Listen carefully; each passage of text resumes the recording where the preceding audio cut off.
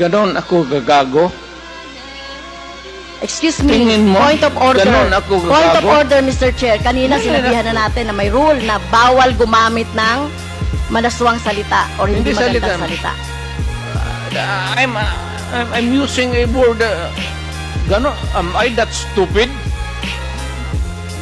English yan. Ang Tagalog niyan is ganon ako gagago?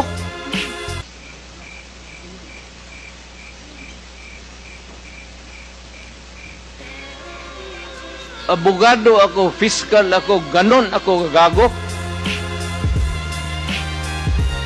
Tama kayo, Mr. Chair. Tama po si Mr. Duterte. Abogado kayo. Pero alam ko, pag abogado, dapat alam niyo po yung due process of law.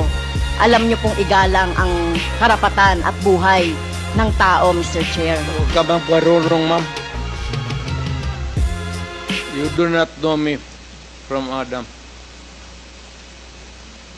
Basta na lang na anong narinig ninyo yung